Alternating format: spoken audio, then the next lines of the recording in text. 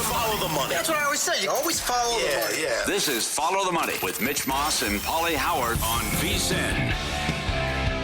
Paulie Howard and Mitch Moss getting a little vacation time in, so you're stuck with us. Stormy, Buonantony, Jonathan Von Tobel with you. Kicking off hour 2 of Follow the Money on VSiN, the Sports Betting Network, Sirius XM, Channel 158, YouTube TV, the VSiN Watch app, wherever you may be watching or listening. We appreciate it. We are live in downtown Las Vegas, Circa Resort and Casino, where Mountain West Media Days are underway. Coming up in about 30 minutes, VP of Operations here at Circa, Mike Palm, the maestro. He's going to join us, talk through some of the ongoings with Media Days, the Slottapalooza that's coming up this weekend, and a bunch more. Also, of course, You Cannot Be Serious will be played a little bit later on. We got... Go ahead. Interject really quickly, because I know you asked me something Summer League related. There is a little bit of news that we should note. Yeah. Because we're seeing this number move for Phoenix and Minnesota, which is about to start, if I could talk. Terrence Shannon Jr. will not play today. So we brought this up yesterday with the potential second leg of a back-to-back for them. Would their stars play?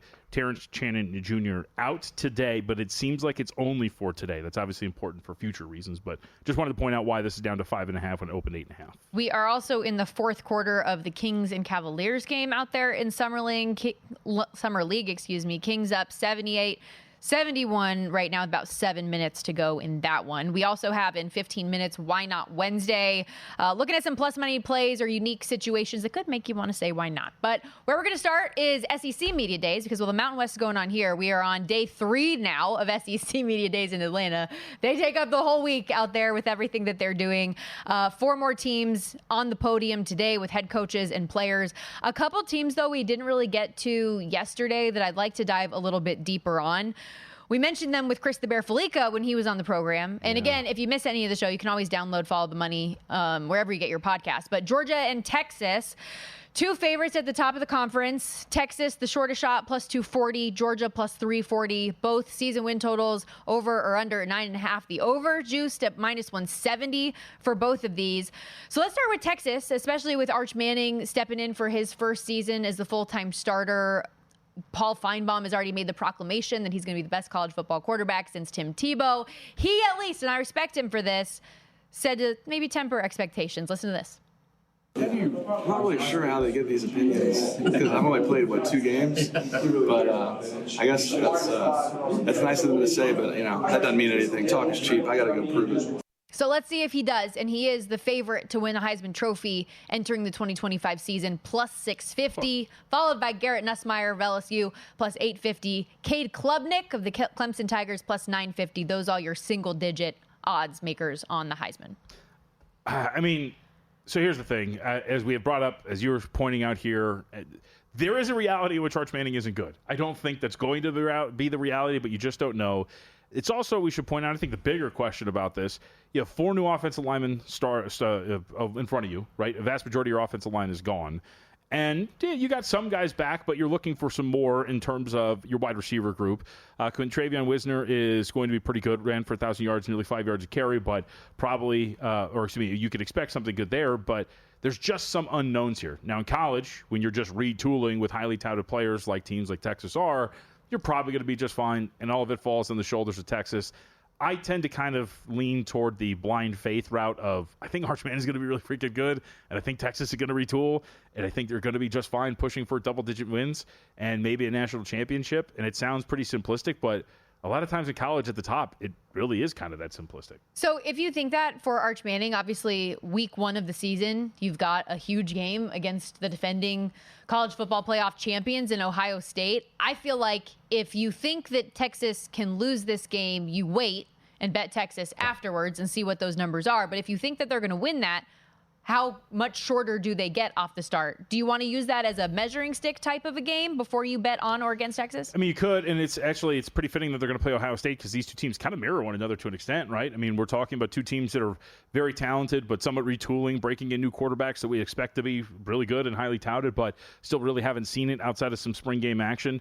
I think your tact is the right way to play it, which is, look, it's a tough road game. It's a true road start against a really talented team. You're probably more than likely going to have some bumps in a situation like that, and then you move on from there. And obviously Ohio State is favored. Now, the probability of them winning this game, it's a near coin flip, -2.5 on the point spread, as you see here, -135 on the money line.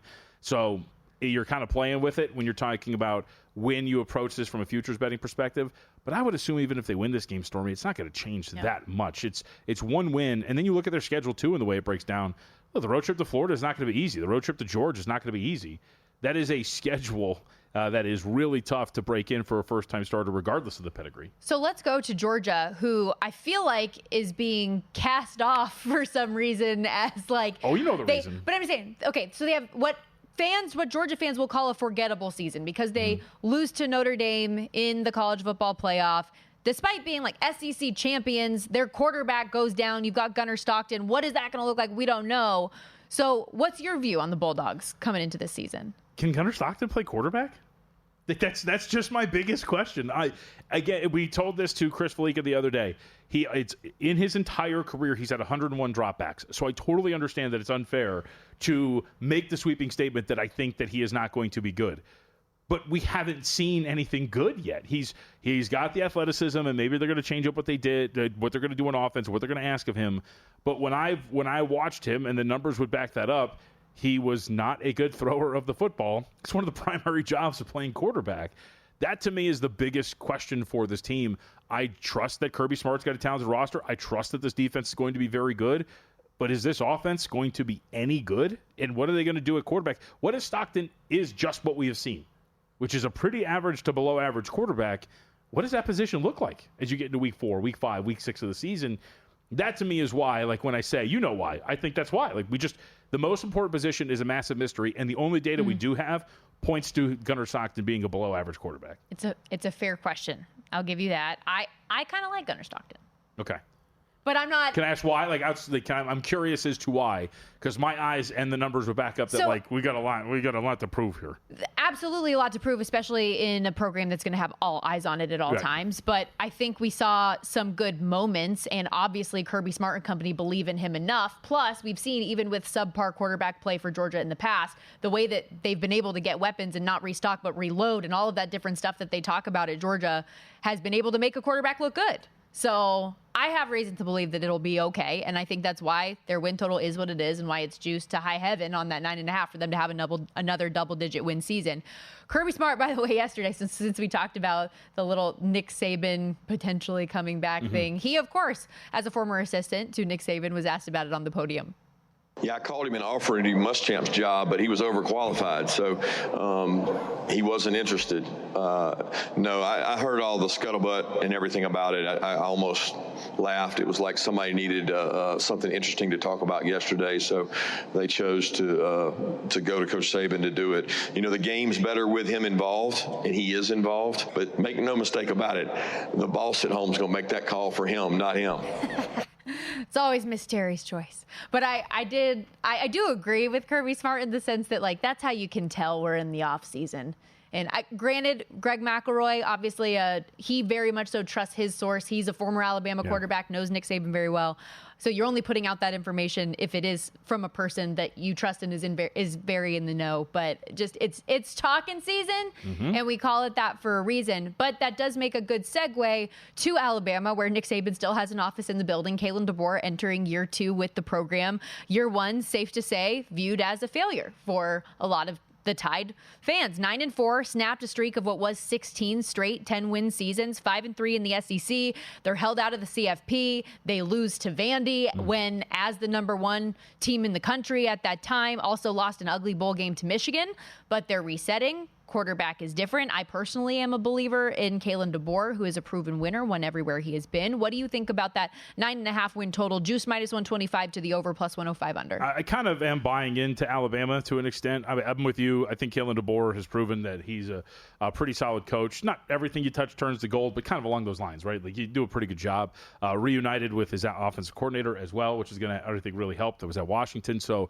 I think when you're looking at the way this thing could break down, if there's a dude that's going to get a lot out of Ty Simpson and an Alabama team that's got some good returning talent and maybe push past Georgia and a Texas team that has some questions, I think Alabama, it's plausible that this team actually is the second best, truthfully the second best team in the Southeastern Conference, and actually could be the best team in the SEC.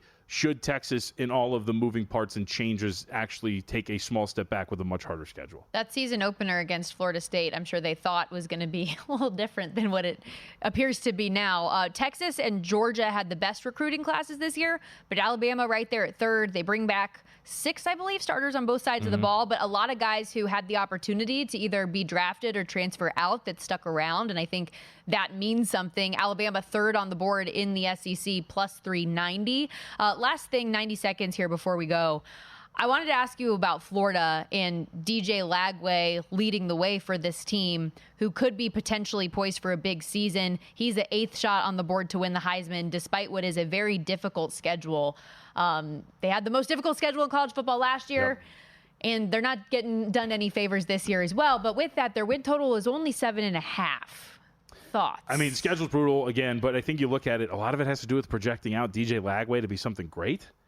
I think it's somewhat similar to Gunnar Stockton. We have a larger sample size, though, of somewhat better play, right, than what we've seen from Stockton.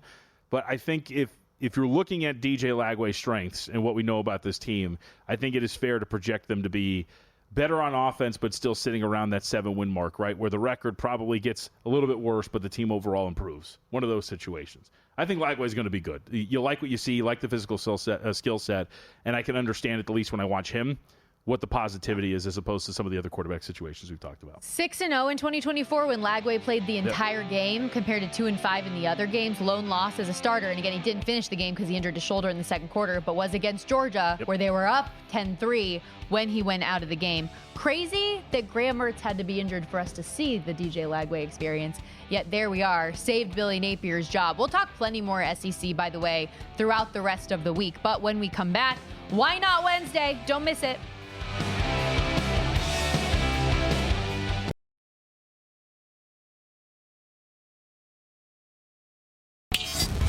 This is Follow the Money on VSiN.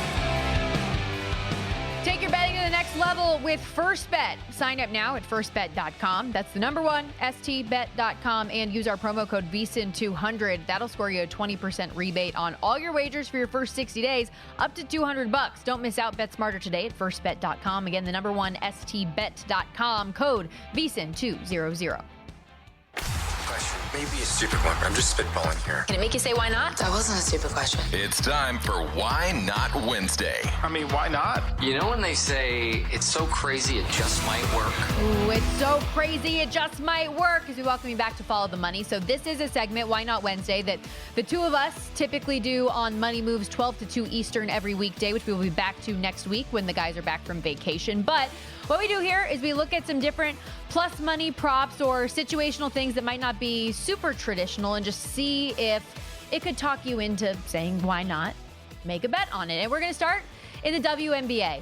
And I may or may not have put this in here because you usually give me dissension, you disagree with me, and I already know that you think this is a light price. So No, I'm mad at you. can you say why not to Nafisa Collier at minus 550 for the WNBA MVP, being cheap, but not only being cheap, being worth a bet at minus 550? Can I say why not to my idea? Can I say why not to the thing that Somebody was too slow to the trigger on the rundown today, is what it sounds Do I like to say me. why Somebody was not sleeping to in. the text that I sent you yesterday after watching that? No, of course I don't say why not. We always talk about these things of like, oh, I can't lay minus one. Dude, who in the world, after Caitlin Clark got injured again yesterday, is going to take the MVP for Nafisa Collier when at this point of the season we are already over the halfway mark? Yeah. Like there's nobody statistically that is on her level right now. And again, you're just talking about the variant of injury and whatnot. I totally understand that. But in theory, when you're looking at this, the probability, if you tell me right now Nafisa Collier just plays out the rest of the season in a regular fashion, this is 1 or 2 games, statistically performs just an average way the rest of the season, there is nobody coming close to her taking this award. Nobody. She's averaging like 4 points better than anybody else that would be a quote-unquote contender for this award. Career best shooting percentage, leads the league in free throw percentage, averages nearly 8 rebounds per game. Oh, by the way, is an elite defender. She's the defending defensive player of the year in the W. Alyssa Thomas is going to be your biggest competition for the Mercury at plus 500. She's a great player, also on a very good team, but I don't really think it's close. Yep. And you mentioned the Caitlin Clark injury. Asia Wilson, who hasn't been her best self, but even though in the times that she has been great, she still plays for a team that's bottom half of the league. So I don't see it coming together for anybody else. I feel very comfortable laying minus 550 with Nafisa Collier. And real quickly, before we move on from the WNBA, Caitlin Clark officially from questionable, it appears, to out for today's game against the Liberty in the second half of the back-to-back after injuring her groin yesterday. The Fever are a 10-point dog in that game. And we should also note, you talk about being slow to the trigger, about putting this in the rundown. I think in general, if you haven't gotten in, you're a little slow to the trigger, only because from an odds perspective, I think we mentioned this one of these days on Money Moves. The fact that Caitlin Clark was the second choice, despite the fact that she had missed so much time, was Said a mispricing. A lot about and it was situation. just mispriced market in general. And now here we have this. It just seems like there's nobody that's going to catch this woman. Okay, where do you want to go next? All right. Well, I was going to say, what do you mean? It's your turn. That was mine. It was mine. All right, we'll go to Tommy Fleetwood, Fairway Jesus. You can't get away. You don't know how to quit him. Top 10 this weekend. Why not? Plus 210. So again, we're not asking him to win. I'm asking him to stay inside of the top 10. Can you say why not? Or don't say why not. I never remember how this I is can worked. say why not. It's like, could you say why not? I'll Okay. pull the trigger All right. on it. Yeah, okay, okay. Sure I can, but Runner-up at Royal Port Rush in 2019. I feel like I'm just supporting your bad habit. No, what I told you yesterday in a commercial break was, of course I can support Tommy Fleetwood this week. He's not on American soil. If you right. want to fire on him to win it, I don't care. But plus 210, I think that's a good number for a top 10. Runner-up at Royal Port Rush in 2019. 2 top 10 finishes in the Open since. 5 top 10s this year. 3rd on the PGA Tour in adjusted scoring and strokes gained tee to green. And people are going to look me in the eye and tell me, no shot. All right, fine. Ask him to have, I think we brought this up yesterday when we talked to Stephen Hennessy about it. Really good from a DFS or pool standpoint. I think he's a great option to have. I think banking on him to have a good weekend is worth it. Asking him to win the whole thing. Obviously, I understand the trepidation, but you know who people said that about? Deki Matsuyama until he won the Masters. So let's get this going. Fairway Jesus, top 10. I'm going to stick with the Open Championship for mine. I'm doing a little top 20 parlay action. Can you say why not? Similar price, plus 215 for Jon Rahm and Xander Schauffele to both be in the top 20. Rahm finished T14 or better in all 3 majors this season, finished tied for 11th here at Royal Port Rush in 19, has 3 top 7s at the Open since. He has also gained strokes across the board in his last 2 and is coming off a second place finish in Live after a crazy comeback on Sunday. Schauffele, maybe I'm invoking the powers of the Mountain West here at Circa for my SDSU Aztec brethren, but I know his season has been inconsistent. He is the defending Open Championship, though. Finished T12 in 2 of his last 3 tour starts. T12 at the U.S. Open, 8th at the Genesis last week, where he gained over 9 strokes on approach. Iron play was dialed. Got to figure out the putting here, but I think he can, and he seems to elevate in majors. Xander Schauffele, top 20 tickets, cashing in, if I counted correctly, 13 of his last 4 majors. Come on. I mean, I dig it. These are 2 guys that I think are going to have really good weekends. 13 of his last 14.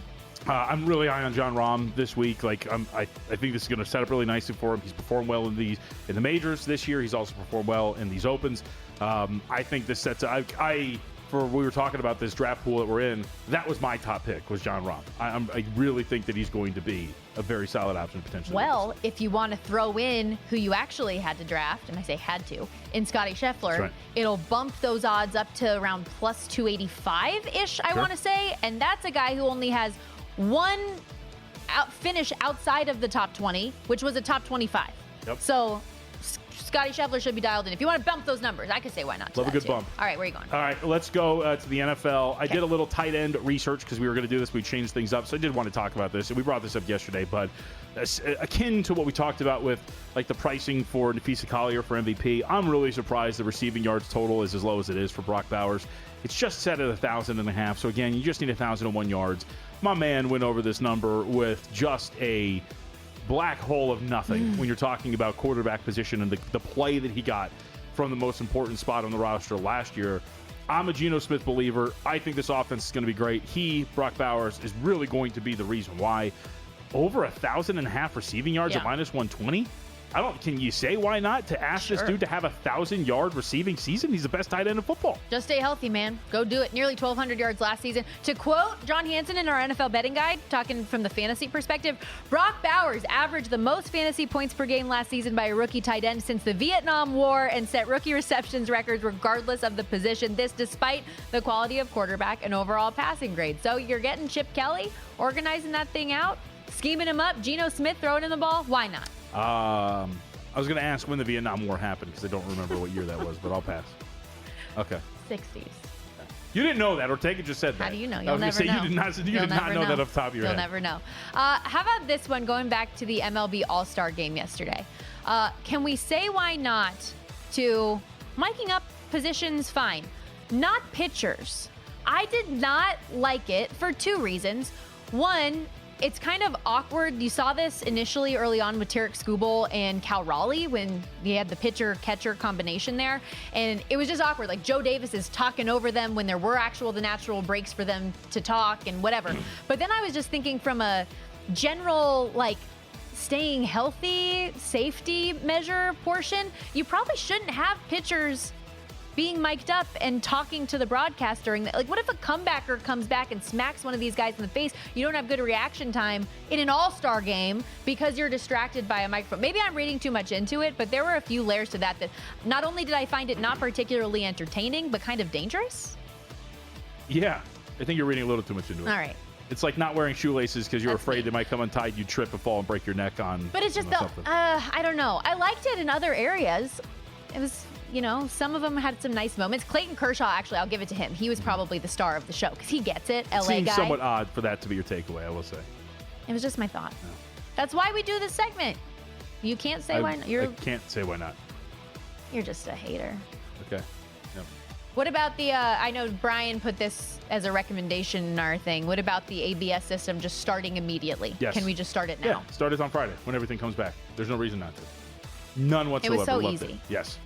There were no issues. You got one more? Yeah, I do, man. Come on. Why are we trying to bury the lead here? UFC 318 this weekend. I'm fired up. Main event's going to be great. Max Holloway taking on Dustin Poirier. The final walk to the octagon for Dustin Poirier. Let me take you back to 2023 where Max Holloway is taking on the Korean Zombie who's also retiring. And Max Holloway, being a good fellow fighter, you know what he did, Stormy? Knocked his ass out on the way to retirement. Doing it again here to win via KO, TKO, or DQ.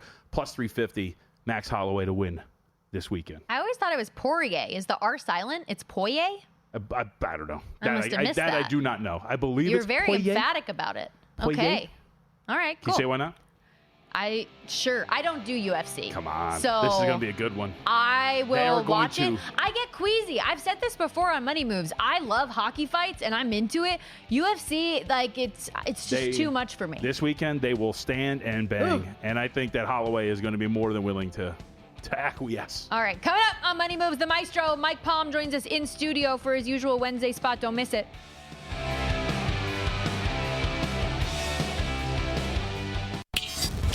This is Follow the Money on VSiN. We're back on Follow the Money, VSiN, the Sports Betting Network, Sirius XM Channel 158. Stormy Buonantony and Jonathan Von Tobel filling in for the guys, but we do have a regular on the program, the maestro, Mike Palm, joining us live in studio, VP of Operations here at Circa. How are you, buddy? Well, a lot of pressure right now because I got to, help you out in your call up to the big leagues here on Follow the Money Moves. You got to hold us down. Yes. See, follow the money moves. Follow the money moves. Catchy. Yeah. It should stick. I think I like it. All right. Seems pretty quiet. Nothing really going on here the last few days, today, tomorrow, and then this weekend. Huh? Pretty quiet week for Circa? Well, no. I mean, we got a blackjack tournament going on. You guys would have been invited. You played in those. Yes, enjoyed it. The All-Star Invitational before, but because of all the shifting parts, it ended up being Mitch and Paul, who wouldn't have been able to play because they normally would have been here. Mitch and Paul. And it is funny. They're enjoying their vacation still on property. Well, Mitch just that day, right? And then him and Lorraine and Baby Bash are going to Kansas City for a few days starting tomorrow. Paulie, I don't know, he's always within 6 blocks of the building. Correct. But and then Humans played, and Dave Ross. Yeah, how'd it go? Dave Ross won the table. He hit a blackjack on his last hand, the VSiN playing table, so he got into the main event. Struggled a little bit in the main event, but finished 9th. So he's drafting 9th out of 12, and is very depressed because he doesn't think the Mets will be available at 9. I'm telling him. Oh, it's the baseball one. Yeah. Okay. Yeah. Of course, he didn't care where he got. He's going to take his team, the Mets. Oh, I think they'll be available. There's a chance. I definitely think they'll be available. I would be surprised if they're not available at 9. If I remember last year when I was in it, I ended up finishing 5th, something like that. The Guardians were the first pick. So you'll get these at 20-1, right? Yeah. So you'll get these players that will take those shots at the top with the big payouts. Part of the thing about these events where we do these invitationals is the draft is drunk, right? You cannot handicap it because people are doing their own thing. I do love also, though, that for MLB, you do it after the break, like ahead of the second half instead of a preseason situation where you don't really know who's actually going to be good or be there and available. Right, to your point, the Dodgers odds have changed dramatically, Stormy. It's also, I will say, though, the interesting wrinkle about it is also pre-trade deadline, though. Yes, that's true. So you don't really know. There was one, Tim and I actually got into a really heated argument, was it like 2 years ago, whenever the Angels had traded for Lucas Giolito, but one of the guys in the draft had drafted the Angels somewhere. The Reverend drafted him at like 100 to 1. Yeah, and so Tim, after the season, was like, that was a great bet. I was like, well, actually, I'm like, it's actually pretty solid. They got Giolito after. Yes, they flamed out, and we were like vehemently arguing about this on the air. And I tried to tell him, like, no, Tim actually kind of liked the pick because that was before you knew the result. And then after they trade for Giolito, they trade for guys. You're actually for 5 days in a pretty good spot. Well, I mean, really, baseball outside of hockey, where the President's Trophy winner never wins it. I mean, it's the most unpredictable of the postseasons. Why not take a shot at some team 30, 40, 50 to 1? If you can make the playoff bracket, you're live. Yep. So obviously that's exciting what's going on, but you see it behind us, the bright lights and the helmets in the Sportsbook Mountain West Conference Media Days going on today and tomorrow. How nice is this to have everybody one last time in its current form? Well, we'll have a couple of them back next year, right? True. And I love Jesse. And, of course, you grew up with the Mountain West. That was your first job. They're terrific to work with. I mean, if you go up to the third floor outside the ballroom, you got every team doing their podcast or their ESPN stations that cover them up there. There's a great energy. And so, it's kind of sad that some of our friends are moving on. Like for us, we have a real close relationship with Boise, but some are staying. And, I like Grand Canyon coming in. I think that adds an interesting wrinkle. I've been to a lot of games in DeKalb, so I know Northern Illinois, right? So everybody has to adjust in this ever-changing NCAA until we get to the, 4 super conferences in college football. So you're with the Mountain West here. Did you dive into the conference at all? You got any hot takes for the Mountain West Conference? I had to do a little studying because I'm on the set with Jesse at 4. Okay. Do you know that Troy Calhoun has more years as a head coach at his school than the other 11 coaches combined? He's been there. Don't tell me. He's 19. Like 19. Okay, yeah. And there's like 5 of these guys with 2 years, and the rest are. I mean, there's nobody that has 3 years experience. It's crazy. It's crazy. But we said that last year, right? 7 of them were new, and I sat next to Jeff Tedford talking to him, and then 2 days later he resigned, right, because of health issues. So it's a changing. I was just looking at our Heisman market and who was listed, and there's So I got onto Genty because of having these days here last year, hearing everybody tell me about Genty, and I took him at 100 to 1, and we had a run. With 3 weeks to go, he was the favorite. Well, and I remember Derek, too, like you guys went out there and you're handing out the tickets. Yeah, it was amazing. They randomly picked tickets. One of them was Genty Heisman, and then there was some game tickets. But Orgy, who comes from Michigan, who's going to be at UNLV, is 1,000 to 1, and the running back coming in at Boise Gaines, 1,000 to 1, and then their quarterback Madsen's 500 to 1. But those were the only 3 listed with specific odds out of the mountain. I don't know. There's like 5 teams that have 6.5 wins as a total. I mean, Boise's minus $1.35 to win it. We talked to Dan Mullen when he was here about why he took the job. We had with him and his AD, who's a lot younger and prettier than Michael Lombardi. But we had the conversation with him at Legacy Club, and I mean, he's talking about going to the Big 12, right? Yep. So it's a changing landscape. I'm surprised. So you guys have Orgy listed. You don't have Calandria listed? I did not sign it. I went through it 3 times. So for those who don't know, Virginia transfer Anthony Calandria comes in. From what I understand, is going to be the expected starter. But I also heard that Haj Malik Williams last year was the guy who won the job, and then we eventually turned out that Sluka got it. But I'm surprised Calandria is not listed. Would Sluka have kept it if he didn't demand the money? He might have kept the job. And who knows where they were going to be. And Haj was a lot better. He was way better. A lot better. I mean, that was the weird part about that. I heard that he was better in camp, and then sure enough, it was Sluka. But so what else do you guys have coming up this weekend? And I got a big event on Saturday. Slottapalooza we have. So it's the first time we've ever done this. We're going to try to get all 1,312 slot machines in play at one time. Now, on opening night, I think we came pretty close in 2020. So there's 3 things going on Saturday. And you can register at circalasvegas.com. You can RSVP, which what that does is get you a wristband to drink free from 7 to 9 in the casino, whether you're playing or not. So not a bad idea. I beat those $4 Pepsis. What's that website anyhow? again? Yeah. So, speaking of that, remind me about the emails I asked for last week. I got 7 good emails from pro bettors. Sent me their win-loss statements, sent me what their tax implication was, their marginal rates. Anyhow, 11 to 7, we have a free slot tournament. You go in the Players Club, they'll give you a code to put in, and it's sort of self-directed. You go up to the second floor by collections, and we have the Cleopatra slot format, tournament format, and you play a 2-minute round. Top 50 will get free play, total of $15,000. The winner actually gets their choice of a Game King poker machine to take home, an actual machine, or $2,500 in free play. Now, from 4 to 7, we're going to have 3 different slot manufacturers do slot pulls. So you go up to their station, and they're going to be around the casino. They'll give you a $25 voucher, and you play in their popular themes. So we're going to have Scientific Games and some others out here, Aristocrat. So that's another opportunity. And then starting at 7, we're trying to get people on all these machines. 7:50, Derek will give a speech and try to have everybody in play at 8. Every 90 seconds from 8 to 8:15, we'll give away 500 hot seat drawings as well. So, cool. And 1312 Club, that we've made T-shirts up, 1312 Club to give everybody that's playing at 8 o'clock. So, although I questioned this for months, the SKUs on these shirts, there's less than 52 X's. So, folks, if you're heading down here on Saturday, don't miss your Ozempic or Mounjaro shots this week, all right? Or just wait till drink till afterwards, whatever it is. Right. You just got to be as slim as possible. I like it. All right, again, so real quick, one more time, if you want to 11 register. to 7, yeah, go to circalasvegas.com. Okay. 11 to 7, free slot tournament. 4 to 7, the slot manufacturers, free $25 pulls, and then 8 o'clock's the hot seat drawings. And so when people come in, will you then apologize for grading the MLB All-Star Game as a push? Fair question. I will not, because it was very clear that we were doing a 9-inning result. I actually asked, did we book it 3-way? Like a soccer Like fan. soccer, you Right, brought that up. I brought that up Three-way, earlier. I was what like, I about the wonder if draw? they had the draw as an option. But Brian Ortega, our producer, is very upset with you Yeah. because he had the NL yesterday. He's not upset with me. He's upset that he didn't read the house rules, is what he's upset with. But I contend, and you could tell me if I'm wrong here, I contend that you guys had your house rules up, which is obviously very good. I also say that, like, look, you're betting on an all-star event or like home run derby or this.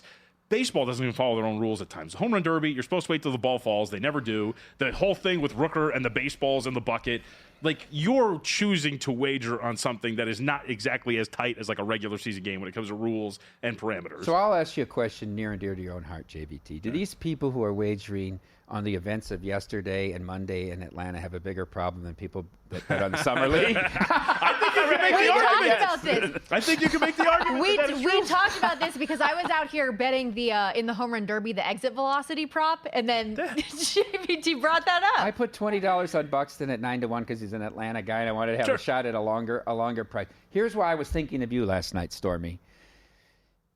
I was upset that we had to interview every player before the swing off. Why did we have and ask them the same question? Or do you feel pressure? It was so stupid, and I'm thinking, Stormy better get her skates on, because if before every shootout now, the on-ice reporter is going to have to go interview each player taking the shootout shots. She's got her work cut out for her. Or they'll make her do it via Zoom. I was going to say I've already Are had. they doing that again? I've Did I already read had that they're some doing the same challenges. format? They are it appears they voted to do a decentralized draft again, but I highly doubt they would do the same The format. focus on as the they back did of your this legs year. was amazing. I was Dude. sitting here in the book sending her pictures.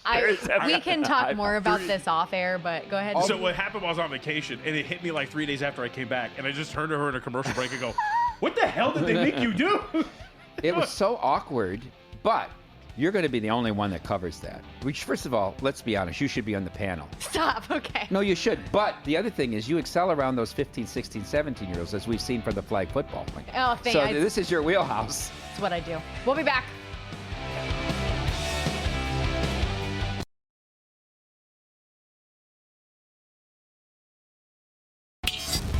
This is Follow the Money on VSiN.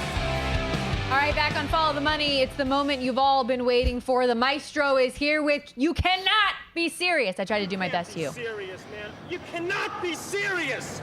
All right, let's start out with somebody you might know from your days covering college football. Dallas Turner, the outside linebacker from Alabama, who had a good rookie year with the Vikings.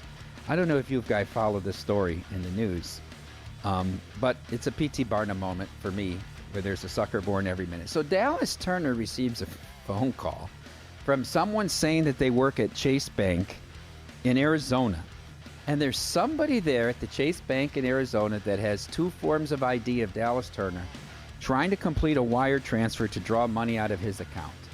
And they're trying to protect him. So what he must do to prevent this person from stealing his money is he must go to a Chase Bank and wire the money out of his account so that this other guy can't steal it. And complete 2 $120,000 wires. Now, this is my favorite part of it. To the following 2 companies, which he did: Island Food Truck LLC and CNLFL LLC, whatever that is. He went to a Chase Bank and sent $240,000 out of his account to these 2 fictitious or whatever companies. Later that night, when talking to family members, Turner became concerned he might have been scammed. Now, police are investigating and believe they've identified actual Chase Bank employees that were in on this. Wow. And they've been able to recover some of his money, Stormy. In fact, $2,500. The $240,000 has been recovered, with charges still pending. Dallas Turner! You cannot be serious! I was amazed by the All-Star Home Run Derby on Monday night. And what I was amazed by was the tiebreaker. I'm still scratching my head logic. I can't process this. Cal Raleigh, who's having the season of his life, ends up winning, which, by the way, was a great result for Circa. No one wants to bet the short shot, right? So Cal Raleigh's winning was terrific. It was the best of all the results. But he barely got out of the pool play in the first round, as he tied Brent Rooker with 17 home runs for the 4th and final spot in the semifinals. But baseball, this technologically savvy sport, had a way to determine who advanced, and that's by the longest home run. Baseball tells you with a straight face that Rooker's longest home run was 470.54 feet, while Raleigh's was 470.67 feet. That's a difference of less than an inch, or 2 centimeters. They can judge that one ball went 2 centimeters longer than the other. Okay, I want you to accept that as a fact. Baseball can judge that. But a person in Iowa can't watch the Cubs, the White Sox, the Brewers, the Twins, the Royals, or the Cardinals. A person in Las Vegas can't watch the Dodgers, the A's, the Giants, the D-backs, the Padres, or the Angels. But you can tell me that a ball was 2 centimeters than another? Rob Manfred! You cannot be serious! I had to process this one a little bit too. But Teddy Bridgewater, Teddy Two Gloves, goes back to his alma mater, Northwestern High School in Miami, and wins the state championship with this team. And he is now suspended. By the way, he came in and threw a pass in the playoffs, completed a pass against the Redskins, signed the contract with the Giants. He's been suspended, they self-reported, for the high crimes that he committed last year with this team. Now, 84% of his players live below the poverty line. What did Teddy do? What was his great sin? You know what he did? He spent $100,000 of his own money getting these kids Ubers so that they could get to practice in the game, paying for these kids pregame meals, getting them physical therapy after games that the school did not provide, and asked to do some fundraisers because he didn't really want to spend another $100,000 this year. They self-reported, and he has been suspended. I have to ask everyone, is this what we've come to? Is this really what regulation of the high school level should be? And I'm not saying anything against the state of Florida because they haven't ruled on it, right? Like he said, there's no investigation. We just said, hey, I did this, and I got suspended. But I think we all need to take a hard look at what's best for student athletes. Everybody's getting paid at every level now. He spent his own money to get kids food and transportation and therapy for things that they could not afford. So I will say, Miami Northwestern High School. You cannot be serious! Yeah, that was ridiculous. That was something that we did call me crazy earlier this week, and we were kicking ourselves that we didn't include, because I mean, all of those situations are ridiculous, but the Teddy Bridgewater stuff, all he's doing is trying to be a good guy and help these kids. We don't want somebody that's going to spend $100,000 on these kids. Do you think that they went to that school because Teddy might pay for our Uber ride, so let's go to Miami Northwest. He's helping them get to practice, make sure they're fed. It's a public school. You can't recruit. Jesus. I don't want to pile on, but I feel like a red flag would have gone off when I was sending money to a food truck LLC. Okay. That's That's pretty wild. Well, that's the key to the whole story. When I saw the two companies. Yes. Who is his financial advisor? I don't know, but he got up out of his home and went to a Chase Bank and sent this money. Like, there are a lot of scams out there. I know the toll one is a big, and there's a lot of email scams that people get now sucked it's actually into. Nevada. I keep getting West Virginia and all these states I've never been in. I actually got one that says Nevada DMV and all this. Yes. shit. I saw a crazy one the other day about this person getting called, from a phone number that looks like it's a person in your phone saying that they have their partner kidnapped or whatever. Ooh, that happened to my dad. Did it really? Yep. So they called my father, and they told him that they had his daughter, and my dad's got 4 daughters, and that they needed to send money. And Yes. so my dad had my stepmother call everybody. Everybody was fine. So they had to call the police and file a police report. But yeah, they tried to call my dad It's and a tell him that crazy they had one. her. For this example that I saw, the person said, I have your wife, and then his wife just happened to walk in the door, and the person responded that is not your wife. Yeah. I will tell you, What? these guys with your dad were sharp enough to know not to say the son. Right, They were barking yeah. up the wrong tree there, but maybe the daughters, Yeah. maybe. Well, because that's the big one, right? It's wait, which one is it? Nah, keep them. Goodness. Yeah. I want to ask you guys now. crazy. So let's relate this back to our draft that's going on. Yeah. Right? If you guys had the number 1 pick with $15,000, who are you selecting? I think this is sports related. Yes, content, of course. Right? I think that a very big part of me would go back to the well like I did last year and take the Houston Astros. I have them at 6-1 to win the American Yeah. League.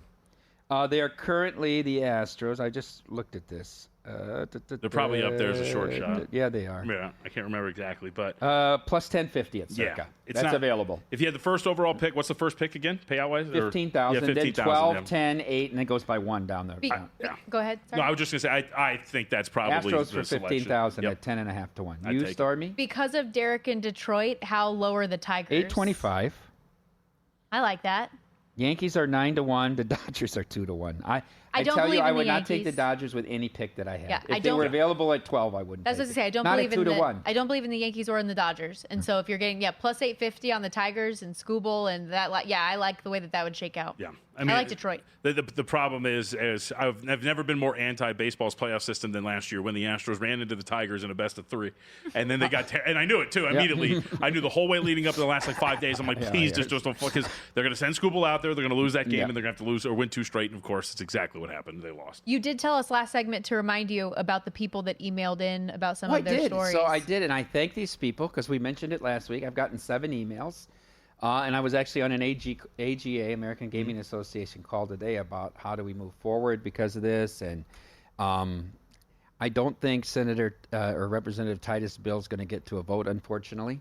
I just think there's too much politics around a big, beautiful bill. But anyhow, whether it's legislation, tax legislation, they have asked the leadership on both sides for evidence of how do you think this is going to affect casinos, how's it going to affect the players, how's it going to affect state tax revenue. And we have 7 emails. 5 of them actually sent their win-loss statements. 2 of them were DraftKings customers, right? Wow. I mean, the one guy was very good. I mean, he made $35,000 in the year, right? But he's going to pay 35% tax on $180,000 because that's the volume, and that 10% means a lot when you're betting at those numbers. I've reached out to some of our players, and we have their numbers. Of course, we'll never use anybody's names, but that's what we need to try to put this together. And I'm not sure how many people file that Schedule A or not, but I think it's significant. And if you say, oh, it's only a few professionals that it affects, that's not true. Well, that to me is the big one. Is it does affect everybody, and it shouldn't. Even if it's just the professionals, whatever it was, the point is that it shouldn't either. This is not something that really makes any sense. How about even a person that hits slot jackpots, right? And they can't. And they made money because they hit a big jackpot that year. And then 10% of what they're writing off, maybe their jackpot was $800,000, and it's costing them. They're going to have to pay whatever their marginal rate is, even on another $100,000. It's significant in people's lives. You had that tweet too. Oh yeah, so you guys applied for a non-tethered license in Missouri? We did. Got the deadline? We under the deadline. So two of them, and there's DraftKings, FanDuel, and us. Yeah. Let's pull for the little guy, right? Very valuable though, because you don't have to have a relationship with a brick and mortar operator. You can run just mobile in Missouri, which by the way looks like one of the most business friendly states with a 10% tax rate And so keep your free. We got under the deadline, so now we just got to win the license. Expansion, just like the college football playoff is trying to do. Expand. And the WNBA. And the WNBA. Everything's trying to expand. Thank you for your time. As always, we appreciate it. Congratulations, both of you. This I don't guy. know what I did, but On that note, we are going to continue our Follow the Money Moves college football rankings after this. Stay with us.